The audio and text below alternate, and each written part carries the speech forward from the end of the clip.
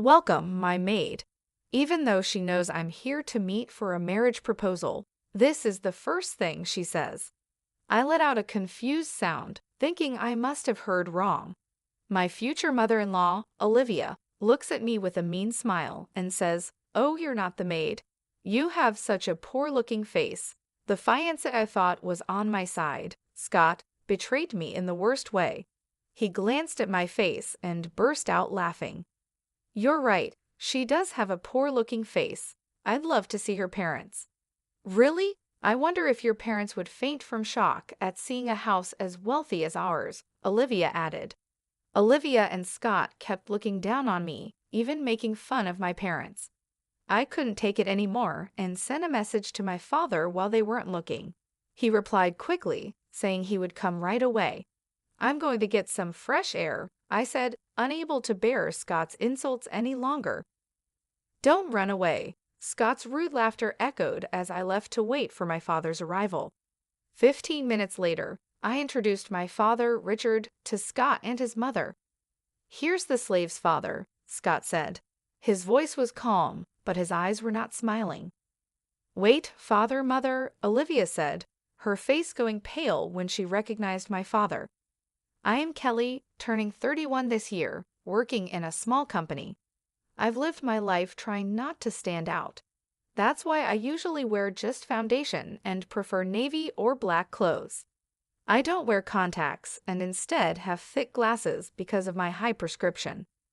The reason for being so low-key is that my father had a high-profile job, and it influenced me since childhood. My father is an actor. He was quite popular back in the day, often surrounded by women when walking through town. Though he usually played supporting roles, he still appears on TV quite often and is moderately well known. Middle school was tough because of my father. Classmates would ask for his autograph, and their parents wanted to meet him. Since I refused all these requests, I was often criticized. I must have seemed unfair to them. I even faced bullying from jealous classmates. I didn't want to trouble my dear father, and I also hated the idea of being seen as showing off. Struggling with these thoughts, I dressed simply and went to a high school where no one knew me. Luckily, I had a common last name, so I could live normally from then on. Because of my plain appearance, men didn't approach me, allowing me to enjoy a carefree student life. I loved talking about comics with my female friends, and those times felt like the happiest moments for me. I met my fiancé, Scott, after I started working. Scott worked for the company that leased the copy machines to the place where I worked. I didn't talk to him much at first. Scott would come to check on the copy machine, and we would exchange a few words during his visits. Our relationship changed a lot one day when the copy machine broke. I was busy preparing materials for a meeting the next day, and when the machine stopped working, I panicked. I wouldn't be able to get the materials ready without it, so I called Scott. Scott came quickly and checked the copy machine. "Can it be fixed?" I asked him, worried. He smiled and said, "Don't worry, I'll take care of it." I fell in love with Scott's smile right then. Unfortunately, the copy machine couldn't be fixed, but Scott arranged for a replacement. We managed to prepare the materials in time for the meeting. Having fallen for Scott, I made an effort to get closer to him. I asked for his contact information and called him often. Then I confessed my feelings to Scott, and we started dating. Scott was always very kind. He was always considerate, and I had never seen him angry. I thought he would continue to be kind even after knowing about my father. So, after dating for 2 months, I boldly proposed to Scott, and he happily accepted. I remember being very happy. However, there was one thing that worried me, my appearance. I had always worn thick glasses, even on dates, and I dressed plainly. It was a habit that was hard to break. The real me looked just like my father, with distinct features because of my appearance.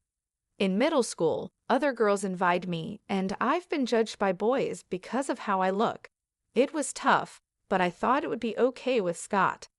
I planned to change my appearance little by little for the man I loved. However, after getting engaged to Scott, I started feeling more uncomfortable. Before our engagement, Scott seemed kind, but recently, he started making comments that made me feel bad. The other day, we went to a bridal fair to choose a wedding venue because Scott suggested it. The place he took me to was very fancy. It was a beautiful guest house perfect for a big wedding with over 200 guests. Seeing that, I felt confused. I don't have many friends from school, and I didn't want to stand out. I had hoped for a small ceremony at a smaller venue. I wanted to go home right away, but Scott seemed to be having a good time, so I didn't bring it up. I stayed and went along with it. After it was over, we stopped by a cafe, and Scott was in a great mood. The wedding venue we saw earlier was nice, wasn't it? I'd like something even more extravagant, he said while drinking coffee. I felt anxious and decided to tell Scott what I wanted. I was thinking a small wedding with just the two of us might be nice. I don't like standing out too much. I thought kind Scott would understand. However, the reality was very different. Scott looked at me and laughed in a mean way. A plain girl like you wouldn't fit in a place like that. There's probably no dress that suits your thick glasses. I was shocked by Scott's comment. Isn't a wedding about both families? I asked. My family is wealthy, and not having a big wedding would be embarrassing, he continued. I was speechless. The Scott who had always been kind was now looking down on me like he was a different person. I was deeply hurt by his attitude. To my confusion, Scott made an even worse comment. You should just keep quiet and do as I say, he added. Scott looked at me with a serious face and said, a plain woman like you should be grateful to get married at all. His harsh words shocked me, and I even felt scared. Then, suddenly, Scott smiled and said, I'll decide everything for you, so you just need to do what I say, okay? I didn't know how to respond, so I just smiled awkwardly. Maybe getting engaged to Scott was a mistake, but it was too late to pretend it never happened. I had already told our parents and my company about our engagement. Despite everything, I still loved Scott. I hoped he would go back to being the kind person he was before we got engaged. So, even though I was confused by Scott's changes, I felt I had no choice but to continue with the engagement. Scott kept making comments that troubled me, and with each one, my heart felt more hurt. But I couldn't bring myself to hate him. Even when I thought about breaking up, I remembered the kind Scott I used to know. I still loved him. So, despite my confusion, I stayed in the relationship. Then, one day, something happened that confused me even more. It was the day Scott and I finalized our wedding venue. After visiting several places, Scott chose the luxurious guest house we first visited. With pride, he said, a lavish ceremony really suits me. It's unfortunate for you, though. Scott laughed, and it hurt me. We went to the guest house to sign the paperwork. On the way, I saw someone I didn't expect. Oh, is that you, Scott? It was a woman. Scott looked surprised and said, Mom, what are you doing here? He then introduced us. Kelly, this is my mom, Olivia. Mom, this is Kelly, my fiancée. I told you I was getting married, remember? Olivia greeted me with a smile and said, I'm Scott's mother. You seem like a serious woman. Where do you work? You must be working at a big company, right? This was my first time meeting Scott's mother. I nervously told her about my company and that I do clerical work. Olivia made a puzzled face and said, I've never heard of that company. Scott then joined our conversation and said, Kelly's company is one of my clients. It's a small company with about 20 employees, so it's natural you haven't heard of it. After hearing Scott's explanation, Olivia's face turned grim. I thought since you were Scott's fiancé, you'd be working at a more reputable company. Doesn't that mean your salary is low? Are you planning to make Scott suffer? Olivia's words caught me off guard. I felt embarrassed and quickly said, I'm sorry, my salary isn't very high at my current job. I had no choice but to apologize to Olivia. Olivia sighed heavily and said, Can you at least not rely entirely on Scott? Our family is from a distinguished background. We don't need a woman with a questionable background. I didn't know how to respond to her harsh words. Olivia continued, "What about your parents? They work at reputable companies, right?" She glared at me with narrow eyes.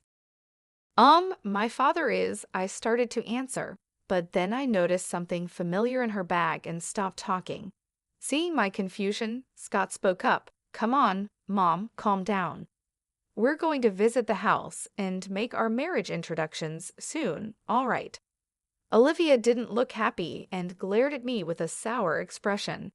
It was clear that my first impression on her was terrible. The path to marriage seemed difficult, and I sighed quietly. Then came the day of the marriage introduction. "Wow," I muttered as I stood in front of Scott's family home.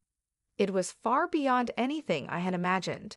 Olivia had mentioned that their family was distinguished, so I expected them to be wealthy, but the reality was astonishing. The gate was automatic, there was an elevator inside, and there were even 10 luxury cars parked outside. They must be my future father-in-law's hobbies, I thought. Scott then said to me, "Dad is out for work today. It's just Mom, so make yourself comfortable," with a smile, but I felt even more nervous. Olivia had been so harsh to me last time, and I feared she would make more sarcastic remarks. Scott and I entered the living room where Olivia was waiting. "Hello, thank you for the other day," I greeted her politely. The next moment, Olivia said something unbelievable. "Welcome, my maid." Even though she knew I was here for a marriage introduction, this was the first thing she said. "What?" I let out a confused sound, thinking I must have heard wrong. I must have heard wrong. Olivia looked at me with a mean smile and said, "Oh, you aren't the maid? You've got such a poor-looking face." I couldn't believe she said something so awful. Then Olivia laughed, clearly enjoying herself, and said, "Scott told me it's okay to treat you like a maid." It seemed like Scott just wanted to marry someone who would do whatever he said. "Too bad for you, Scott," Olivia said with a smirk. "What do you mean?" I asked Scott, feeling pale and hoping it was a bad joke. I wanted to believe it wasn't true, but the fiancé I thought was on my side betrayed me in the worst way. Scott glanced at my face and burst out laughing. "You're right, she does have a poor-looking face. I'd love to see her parents. Maybe we could use them as our servants too," he said, laughing crudely. "Indeed," Olivia added, "having someone obedient for free is quite nice. But if they come to a rich house like ours, I wonder if Kelly's parents would faint from shock." Olivia and Scott kept looking down on me, and Olivia asked with a laugh, "By the way, what does your father do? He's not homeless, is he?" Scott burst into laughter and replied, "Mom, that's not a job. Given how Kelly is, he probably doesn't have a stable job." This is making my stomach hurt from laughing. Scott and Olivia continued to mock my parents, assuming my family was poorly educated and must have a plain appearance. I gritted my teeth in frustration, unable to bear their rude comments. They even looked down on my parents. I couldn't take it anymore and sent a message to my father while Olivia and Scott weren't looking. "I need you to come now," I wrote, and I also sent him the address of Scott's family home, which Scott had sent me for today's marriage introduction. I remembered it was my father's day off, so he must be relaxing at home. Luckily, my father replied within a minute, saying, "I'm on my way." Feeling relieved, I told Scott and Olivia, "I'm feeling a bit unwell, so I'm going to get some fresh air." I couldn't stand listening to Scott and his remarks any longer. I thought I would wait outside quietly until my father arrived. "Oh, is that so? Well then, Scott, why don't we continue our tea leisurely?" Olivia said, pleased to be alone with Scott. "Kelly, don't you run away," Scott added, his crude laughter echoing as I left. I left my seat and waited outside for my father to arrive. 10 minutes later, he showed up wearing dark sunglasses. "Kelly, what's wrong? Today was supposed to be your marriage introduction, right?" he asked, looking puzzled. Seeing my father, I felt relieved and started to cry, even though I tried hard to hold back the tears. "What's wrong, Kelly?" my father asked, now worried. I explained everything to him, how Scott's attitude changed after we got engaged, and how Olivia joined in looking down on me. "I can't forgive them for treating you like that," he said. My father listened quietly but was clearly angry. I told him more about what Olivia had said, and my father laughed. He took off his sunglasses and handed them to me. "We're going in now. I'll make sure they regret hurting you," he said firmly. With my father's support, I made up my mind. My love for Scott had faded, replaced by anger. "We'll make Scott and his mom regret it," I thought as I put on my father's sunglasses. Together, we entered Scott's family home. I stood in front of Scott and Olivia with my father by my side. "Sorry to keep you waiting," I said, standing tall. Olivia, who had initially laughed at me, became stunned when she saw the man beside me. I realized people freeze when they are too surprised. Olivia must have thought she could say something terrible again when I returned, but I wasn't going to let her get away with it this time. I planned to make her pay for her behavior. Olivia already recognized who my father was. "My father is the maid's father," I said. His voice was calm, but his eyes were stern. His handsome face made him look even more imposing. Olivia, who recognized my father, was shocked. "How could this be? Why is Richard here? Is this some kind of joke?" she asked, her cheeks turning red and her eyes sparkling like a young girl's. Scott stood there, clueless and stunned. My father didn't answer Olivia's questions, but kept staring at her and Scott. Olivia blushed under his gaze, which was quite embarrassing for a woman of her age. I looked at Olivia with a cold stare. Scott, now regaining his composure, asked in confusion, "Richard? Mom, is he a friend of yours?" Scott probably didn't know about my father. He's quite well known among Olivia's generation, but younger people might not recognize him unless they watch TV dramas. Olivia glared at Scott. "Scott, how rude of you. This man is a famous actor and my first love." Scott looked shocked and confused. Then Olivia turned to my father, smiling and speaking to him. "I'm a big fan of yours, Richard.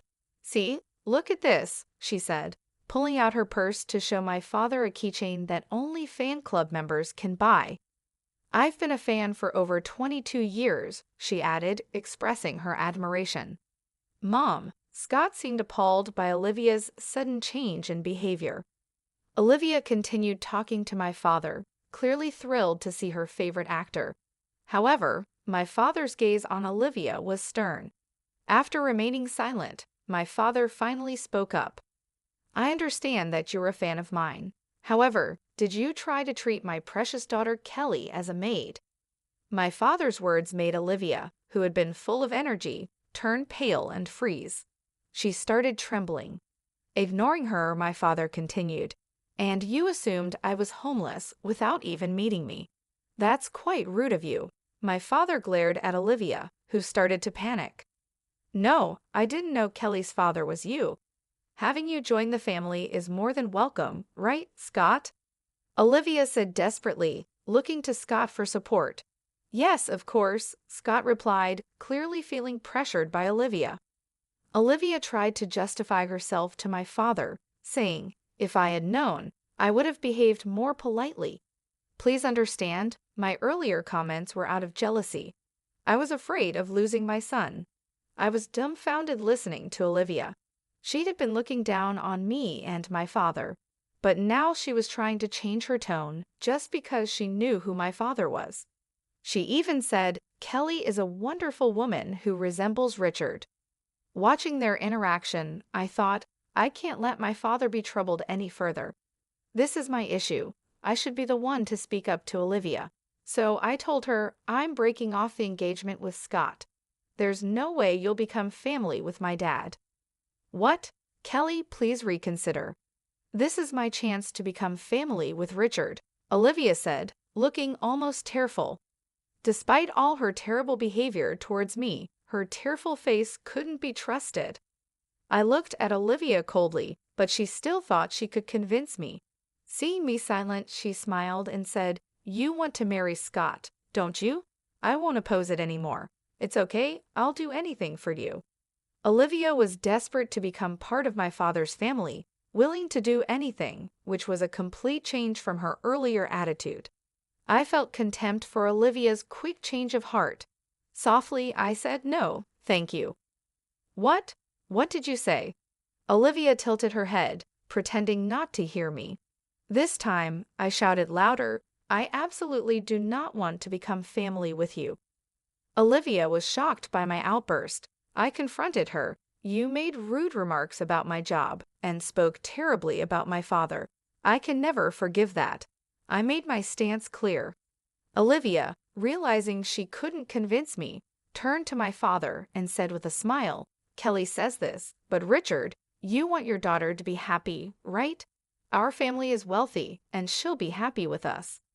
Some people think money brings happiness, but not me." My father, understanding my feelings, responded to Olivia, "Kelly values love over money. Besides, our family has money. I, being an actor, earn a decent amount." Olivia was at a loss for words. It wasn't surprising my father is a well-known actor who appears often in dramas and doesn't struggle with money. Given our family's wealth, there's no reason for me to marry just for money. Olivia fell silent, unable to come up with a good argument. Then my father continued, "You say you're a fan of mine, but I despise anyone who mistreats my precious daughter. Could you please not call yourself a fan anymore?" Saying this, my father glared at Olivia. She burst into tears and said, "If Richard hates me, I won't be able to live." Olivia sobbed uncontrollably. Scott, who had been silent until now, began to speak. "You've been quite bold, Kelly. You'll regret it if you break off our engagement. No one will want someone like you," he laughed. "Wait a minute, Scott."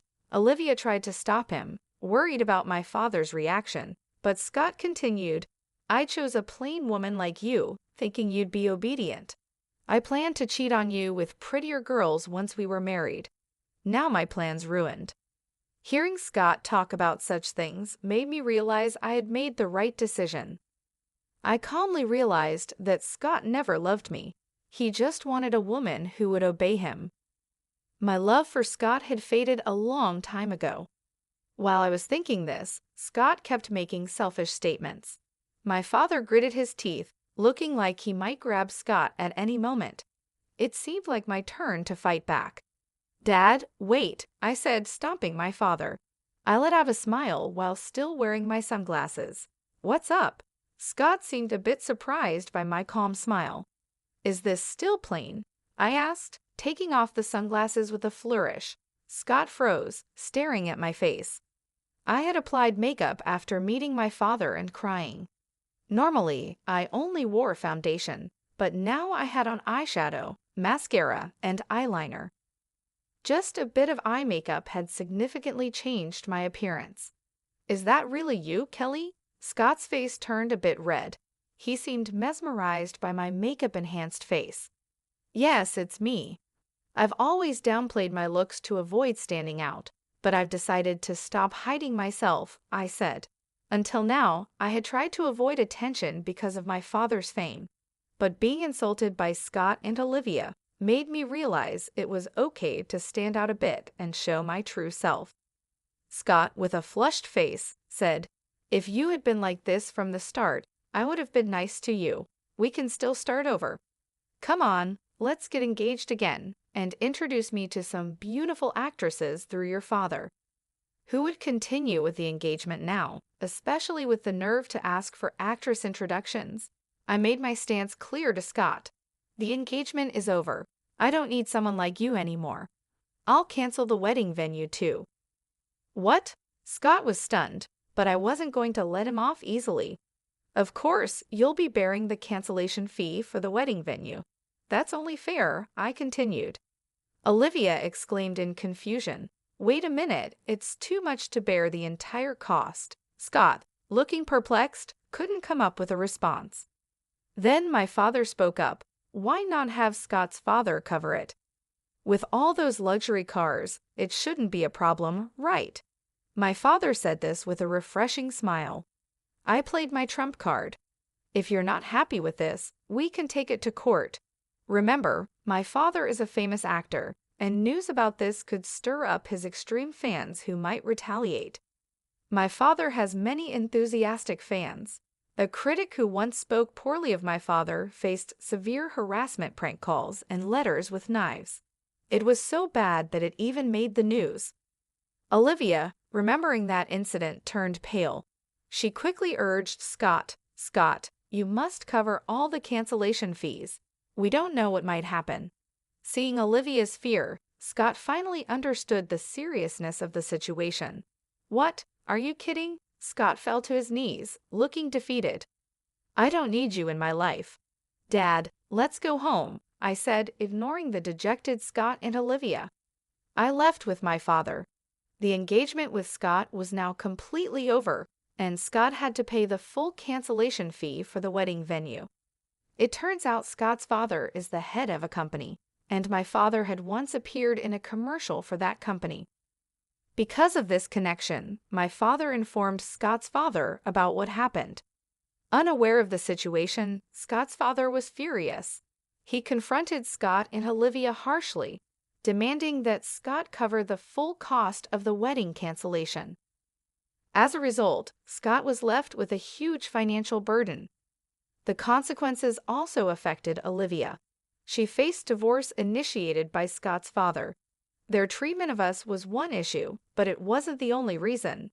Apparently, Olivia had a habit of wasting money, spending a lot on fan activities for my father. The money came from Scott's father, who had already lost patience with her. Moreover, my father revealed that Olivia had sent him inappropriate love letters, writing things like, "I want to divorce and marry you, Richard. My current husband is just a source of money." This enraged Scott's father. Despite Olivia's resistance, the divorce went through with the help of lawyers. I heard rumors that Olivia, saying this wasn't supposed to happen, was now living in tears. She had also been expelled from my father's fan club because of her troublesome behavior. It was probably inevitable. I can't imagine Olivia finding happiness after losing everything. She got what she deserved. Astonishingly, 8 months later, Scott was arrested. He couldn't forget me after I took off my sunglasses that day. Scott started showing up frequently in front of my house. Even after I quit my job, he called me often, begging me to reconsider our engagement, crying on the phone, saying, "I need you, no one else will do." He was only fixated on my looks. Scott cried and clung to his phone, but he was probably only interested in my appearance. The difference between my look before and after makeup was significant. I don't need a man who only cares about looks. I politely refused and then blocked his calls.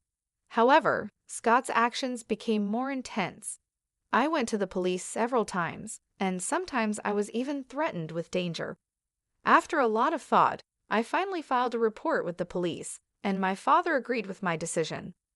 Eventually, Scott was arrested for trying to break into our house. After his arrest, it seems Scott was fired from his job. Now, all that's left for Scott is a large amount of debt. He probably won't be able to live a decent life anymore. It's the consequence of looking down on people so much. Since then, I've been working as my father's manager. The job is much more challenging than my previous clerical work. I manage my father's schedule, accompany him on site visits, greet people, and negotiate salaries. Before, I only commuted between the company and home, talked to a few people in the office, and mostly worked on the computer. Now, meeting people and talking has become a big part of my job. It's a huge change from before, but I find it incredibly enjoyable. Being a manager is a glamorous job, but it's not just about that. I support my father behind the scenes so he can focus on his acting career. The work hours are irregular, and you need to be adaptable. Most importantly, it's a job that lets me closely support my father. I want to repay him for all the worry I've caused. It's a job I've just started, and there will surely be many challenges, but I want to keep moving forward and do my best alongside my beloved father. Today, I continue to do my best.